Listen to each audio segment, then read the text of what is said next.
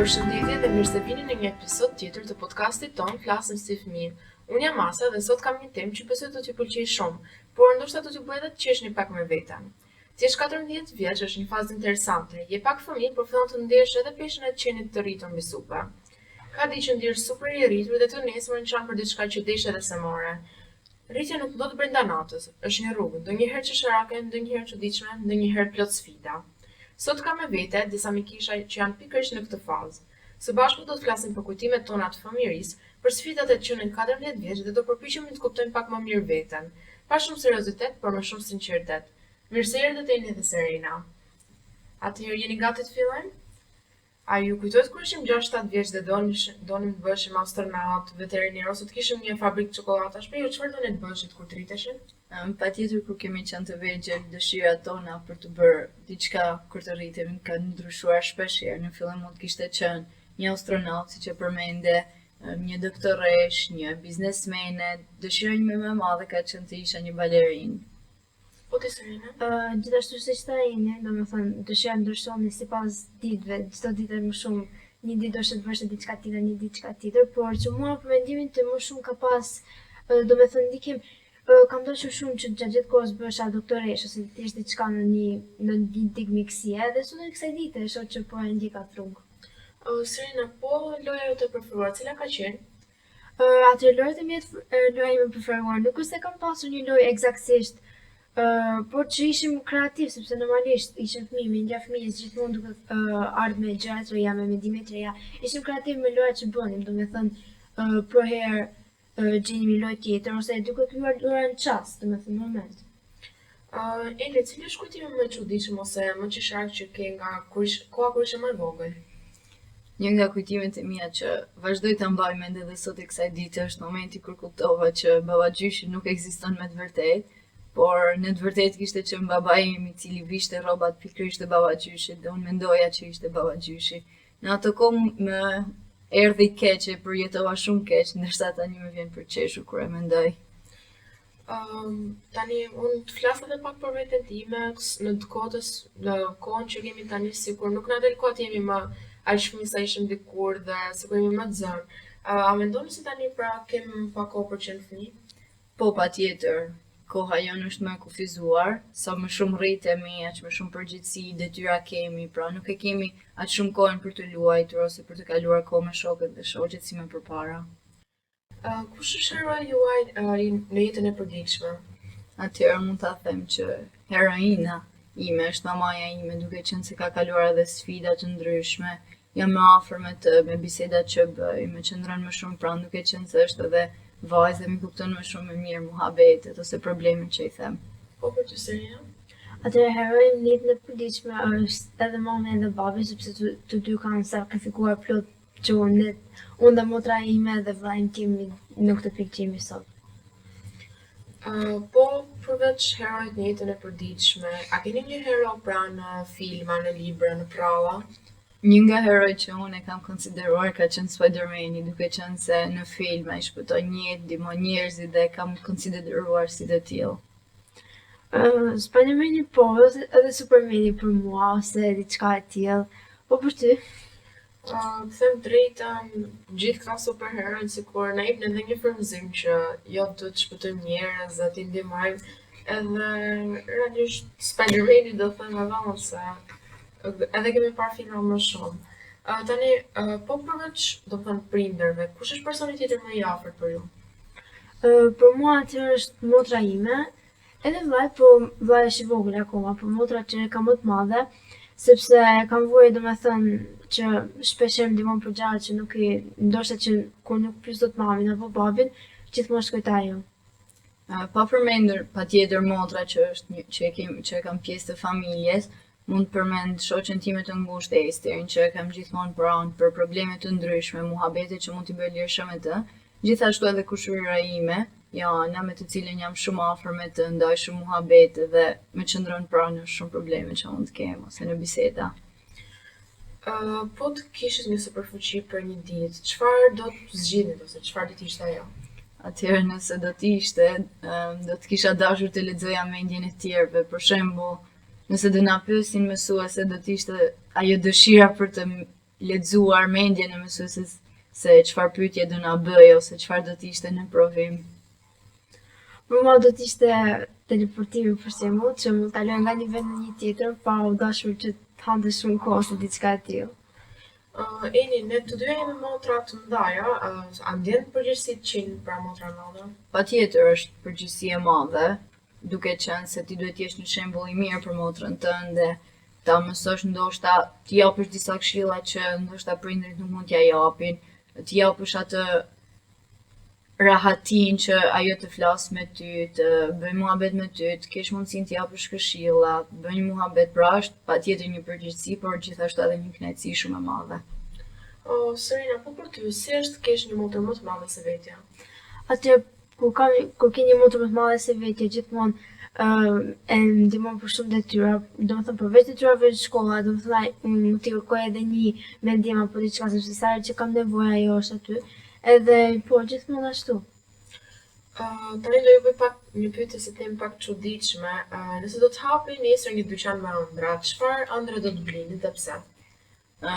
Nëse do të ishte një ëndra ime është që të udhëtoj sa më shumë vende, do të ishte nëse do të bleja një biletë e cila do të mundësonte të udhëtoja të gjitha vendet e botës, do të ishte ëndra ime më e madhe.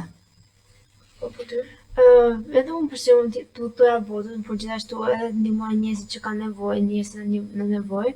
Gjithashtu nuk do ishte keq edhe që për shembull pyetje që kam ti jepja një përgjigje apo diçka, do ishte mirë. E për ty Asja, çfarë do të Them pëlqente? drejtën, për mua do të ishte shumë bukur mundësia e teleportimit, ndoshta edhe për të udhëtuar botën përpara vende që mund të jenë shumë larg, po edhe për të takuar njerëzit, pasi shumicat e tezeve, hallave, kushingve i kam gjithë jashtë shtetit dhe mundësia për të takuar nuk është që shpesh. Tani e të bëjmë një pyetje tjetër ty, nëse do të realizoje një film, çfarë film do të ishte, për çfarë do të bënte fjalë? Unë kam pasur një dëshirë, së bashku me ty dhe me disa shokë dhe shoqet e tjera, që kemi dashur të realizojmë një film, duke paraqitur momente të ndryshme nga jeta jonë, tekstin që kemi dashur ta krijojmë vetë, pra ka qenë një ide që nuk realizuar asnjëherë, por do doja shumë që ta krijonja një film me shokët dhe shoqet e mia. Pse jo ta bëjmë një ditë? Frika më e madhe e juaja, cila është? Frika më e madhe, atë nuk është se mund të kemi diçka specifike apo e tillë, po që përveç domethënë këtyre tim ose me manga ose diçka e tillë, është edhe domethënë kam më shumë frikë domethënë për të ardhmen si themi. Kam frikë se si do jetë, se si do shkojë, kam frikë nëse do arrit të realizoj gjithë ato mendime, ato qëllime që kam. Tini? Një frikë, diçka që e mendoj më shumë është që thjesht a jam unë me të vërtet gjë shembulli më i mirë për motrën time, për njerëzit pranë meje, apo i bëj krenar ose si mendojnë të tjerët që e kam edhe pak pikë të dobët që a mendojnë të tjerët që po i bëj gjërat siç duhet, pra që thjesht e mendoj shumë këtë gjën se si e shohin të tjerët ato që ka bëj unë. Po nëse do të kishit një makinë kohe, a do të shkonit para në kohë, pra të shikonit të ardhmen apo pas edhe të korrigjon një gabim ndoshta në të shkuarën?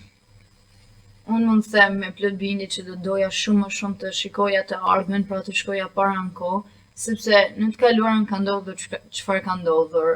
Gjërat nuk më pëlqen të ndryshoj. Nëse e kam bërë diçka dua ta lej ashtu siç jetë dhe të vazhdoj të jetoj. Nëse do të rrit të kthehem për çdo gabim, për çdo gjë që kam bërë, do të kaloj gjithë jetën duke bërë këtë gjë, ndërkohë që mund të shikoj përpara çfarë mund të përmirësoj në jetën time.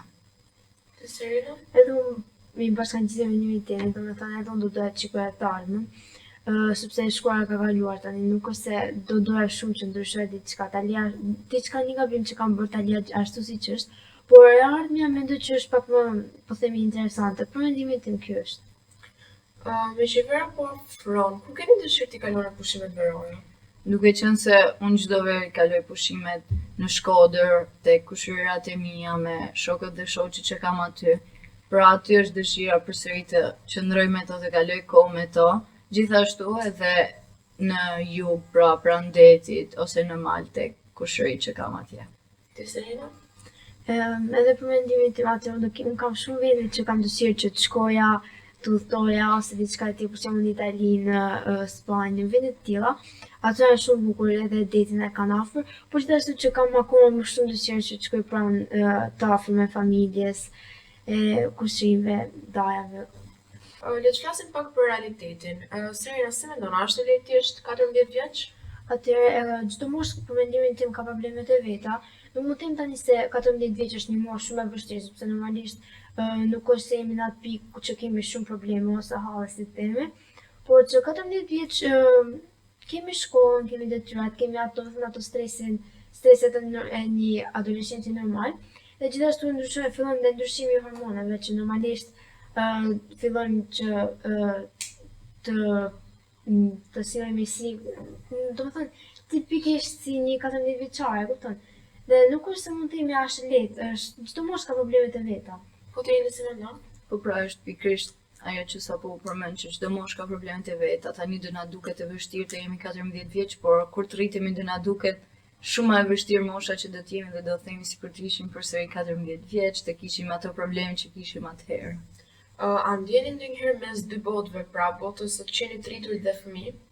Po patjetër, ne ndjemi pikërisht, unë personalisht ndjem pikërisht në këtë gjendje momentalisht sepse është ajo pikë që akoma as nuk jemi të rritur për të bërë gjëra të mëdha që të rriturit bëjnë ose nuk e kemi mundësinë, forcën, zgjuarsinë për të bërë ato gjëra, por as shumë kohë për të luajtur, për të kaluar kohën si e kaloni më përpara nuk e kemi shumë mundësinë, pra është një fazë ku jemi në mes të dy fazave të jetës. Serena, si ndihesh ti kur të rriturit të thonë ulu se je ende fëmijë? Atëherë më duket sikur atëherë shpesh e kam dëgjuar këtë një herë që thonë për shembull ulu sepse ti je fëmijë ose diçka e tillë, dhe më shumë ndihet sikur opinioni im ose mendimi im nuk vlerësohet. Pra domethënë gjithçka që unë them kur e thu diçka të tillë thjesht nuk vlerëson çdo mendim tim, gjithçka që unë them e hedh poshtë çdo gjë. Eni, çfarë do thotë për ty të ish adoleshente?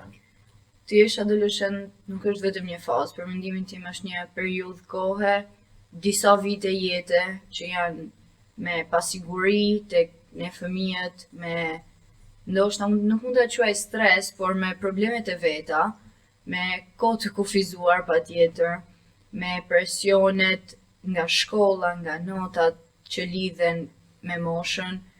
Pra, si fazat e tjera, por mendoj që është një nga fazat më delikate dhe duhet jemi shumë të kujdesshëm kur jemi në atë fazë që mos të na qaloj asgjë, është ai momenti ku nuk duam që asgjë të na shkoj keq, duam të jemi të mirë, të bëjmë të gjitha gjërat sa më mirë, pra është fazë e vështirë, nëse mund ta quajmë.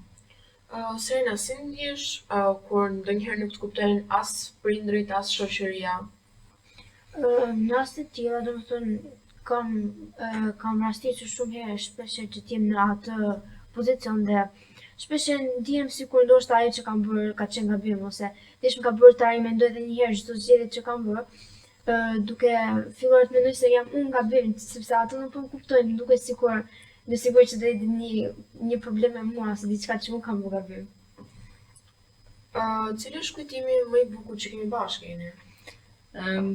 Nëse e mban mend, kemi bërë një sleepover tek shtëpia një nga shoqeve tona që ka qenë edhe pjesë e këtij podcasti, Melisës, që edhe e përshëndesim.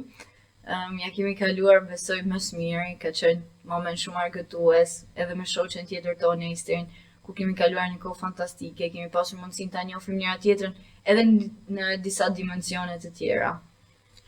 Cila është gjëja që se të gjithë domethënë neve kemi gjëra që do të përmirësojmë te vetja, edhe unë vetë kam shumë gjëra që dua të rregoj, për shembull të flas ndoshta pak më ngadalë ose edhe shprehja e mendimeve, të shpreh më lirshëm. Po ju, cila është gjëja që do doni të përmirësoni te vetja? Një nga gjërat është që për shembull ndonjëherë marr gjërat shumë personale tek vetja, duhet ndoshta për t'i lënë disa gjëra për të kaluar. Kjo mendoj që është një pikat e mia dopta. Për mendimin tim është më shumë ti me lirë kur të flas, të mendimet e mia hapur dhe direkta, domethënë pa menduar shumë se si do i vinë ato për njerëz të tjerë. Eni, të si e motivon veten kur je mërzitur? Gjëja e parë duke qenë se unë merrem edhe me kërcim, me balet, që bëj kur ndihem keq ose kam një problem është që vendos muzikën dhe çohem për të kërcyer, trajnohem me kërcim, bëj ushtrime, bëj kërcime të ndryshme, edhe shpesh herë më pëlqen shumë të gatuaj. Si e përjeton presionin që vjen nga shkolla, nga notat, nga rrjetet sociale, ose nga kërkesat që kemi ne në përditshmëri? Atëherë, presioni për mua vjen në momentet kur kemi provime, sepse më duket se i di të gjitha njohurit, po kur del fleta e testit përpara sikur më ikin më harrohet çdo gjë që kam mësuar, më ik çdo gjë nga kujtesa. Por mundohem thjesht ta qetësoj veten edhe por nuk është se është ndonjë presion aq i madh, për shembull, ose ne mendojmë që rrjetet sociale ose teknologjia ne na plotëson si njerëz, por në të vërtetë nuk është ajo. Pra, mundohem t'i kujtoj vetes këto gjëra, këto të vërteta për ta kaluar problemin. Dhe ti Asja ti ke marrë një iniciativë që është pikërisht ky podcast dhe për mua është një ide shumë e mirë. Duke qenë se i ke shtuar edhe diçka tjetër më shumë agjendës tënde ditore, si është, a ka më shumë presion, a është më shumë ngarkesë për ty? Tani, normalisht, duke qenë diçka tjetër plus, edhe me gjithë ngarkesën që ne kemi në përditshmëri, shkolla, instrumentet, është normalisht diçka plus, është pak e vështirë edhe gjetë koha, por do të vërtet mendoj se ja vlen sepse sikur edhe të ndihmon formimin tënd, edhe të ndihmon të shpresh më mirë, të ndihmon të heqësh turpin. Pra, edhe pse ka një ngarkesë normalisht më të madhe, po mendoj se ja vlen. Nëse do të ishit rritur për një ditë, çfarë do të bëni ndryshe ose çfarë do provoj do të kishit qejf të bëni? Atëherë, për mendimin tim nëse do ja thoja një fëmijë këtë gjë, gjëja e parë që do i vinte gëzimi i parë që do të vije, o do i jap makinës, do bëj gjëra plus moshës 18, pra që janë gjëra të lejushme, por në të vërtetë nëse do të jemi në një ditë ku do të jemi të rritur, do të shohim me të vërtetë atë ngarkesën, ato detyrat, ato përgjegjësi që të rriturit kanë dhe do besoj që do të dorëzoheshim shumë shpejt, nuk do ja dilnim. Nëse do ishe kryeministri për një ditë, Serena, ose do ishe drejtuese e një vendi, çfarë do të ndryshohej diçka? Atëherë, për mendimin tim, gjëja që do ndryshoha shumë, që kam menduar shpeshherë, është do me thënë, për shembull, po të isha kryeministre, do ndryshoha ose presidenti do ndryshoha luftat që po ndodhin, për shembull luftat Rusi-Ukrainë ose luftat që po ndodhin në Gaza. Po shohim shumë shpeshherë në televizor se si njerëzit atje po kalojnë edhe se si po e përjetojnë gjithë kësaj lufte dhe normalisht nuk është diçka e bukur për ta parë, por që unë me vërtet po të isha presidente, kryeministra aty, ajo do ishte një pikë që unë do ndryshoja të parën. Serena, sa mendon se dëgjojnë të rritur zërin tonë? Mendoj që shpeshherë edhe i nënvlerësojnë mendimet tona, duke menduar se ju po jeni fëmijë edhe akoma nuk dini shumë se ç'a doni, po se ç'a kërkoni dhe mendojnë nënvlerësojnë mendimin tonë si një jo po themi deri diku pa vlerë, po që e mendoj sikur, domethënë ne që jemi të vegjël në thonjë, domethënë ato janë më të rritur, ato e kuptojnë më mirë se si funksionon bota apo diçka e tillë. Eni, çfarë doje që prindërit, mësuesit ose të rritur në përgjithësi të kuptonin më mirë te neve në këtë moshë që jemi? Ndoshta mendoj që do të ishte vetëm ajo që ato ta shikonin botën, të menduarit, idenë tonë, pra atë botën tonë të vogël që kemi në mendjen tonë, si ne të ishin në vendin tonë, të përballeshim me sfidat që ne adoleshentët kalojmë, me problemet e ndryshme, me përgjegjësitë, me detyrat, thjesht ta shikonin botën në mendimin tonë, në këndvështrimin tonë. Si mendoni se do të ishte bota sipas rregullave të një 14 vjeçari? Atëherë bota për mendimin tim sipas rregullave të një 14 vjeçari do ishte normalisht pak më jo strikte, po themi. Shumë rregulla ndoshta nuk do të ishin, edhe domethënë do të ishte pak më e lirë, pak më për qejf, domethënë që ku fëmijët mund të ishin më të lirë, bënin më qejf, ndoshta shkolla nuk do të ishte aq, po themi aq frikshme në thonjza ose që na sjellte kaq shumë stres. Pas 10 vitesh, ku e shihni veten? Unë personalisht e shoh veten në një qytet që unë kam me shumë për zemër, që është Vjena, ku aty jetojnë edhe familjarë të mi, miq të mi. E shikoj veten aty dhe ëndra ime është të shkoj në një nga universitetet që është në Vjenë, që quhet VU, që është një universitet për ekonomi dhe biznes, është një nga ëndrat e mia. Ti Serena? Se për mua më pëlqen shumë Denga Meksis, edhe normalisht aty duhet shkoj edhe më specifikisht më pëlqen dermatologjia, është një degë shumë e lehtë që mua më pëlqen shumë për mendimin tim. Duke qenë se ne jemi dhe me Kesha dhe kemi shumë vite që i njohim njëra tjetrin, a mendoni se kjo miqësia jonë, kjo lidhje jonë e ngushtë do jetoj edhe pas këtyre viteve, pas shumë viteve?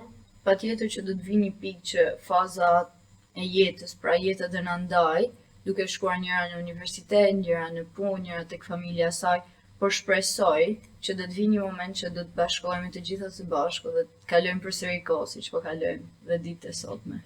Për ta mbyllur, çfarë këshill do t'ju jepni të bashkëmoshatarëve tanë, pra 14 vjeçarëve të tjerë? Atëherë një këshill që unë do t'i jepja 14 vjeçarëve të tjerë që një mos mendojnë që mezi po pesh që tritem, por mendimin tim vetëm jetoje jetën për çastin, për momentin dhe shijo gjithçka. Për mua mendoj që thjesht ashtu siç e tha, thjesht të jetojnë sa më shumë, ta shijojnë sa më shumë këtë moshë, është një nga moshat më të bukura. Kushdo që rritet, thotë që fëmijëria, adoleshenca kanë qenë koha më e bukur e jetës time, pra ta shijojmë sa më shumë këtë kohë. Këto këshilla ishin me vërtet shumë të vlefshme dhe mendoj se gjithë ne duhet ta dim pra këto, sepse kjo moshë më vërtet, edhe pse neve na duket e vështirë, po me të vërtetë mund të jetë ndër vitet më të bukura të jetës tonë.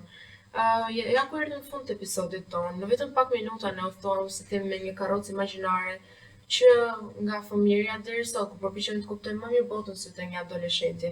A e kupton më mirë veten? Ndoshta po, ndoshta jo. Por ajo që është e sigurt është se nuk jemi vetëm në këtë udhtim. Të rritesh është si të ndërtosh një shtëpi me Lego. Ndonjëherë prishet, ndonjëherë bëhet lëmsh, por në fund është e jotja dhe është unike. Faleminderit që na dëgjuat dhe faleminderit ju mikishave të mia që ndat mendimet dhe ndjenjat tuaja. Dhe mos harroni, edhe kur ndjeni të rritur, gjithmonë do të ketë një pjesë brenda jush që do jetë akoma një fëmijë, do mendoj gjëra të çuditshme, do ketë ëndrat të çuditshme, do qesh për asgjë dhe do ketë nevojë për një përqafim nga mami. Kjo ishte Flasim si fëmijë për sot. Deri në episodin tjetër, jini vetvetja dhe mos u rritni shumë shpejt. Mirupafshim.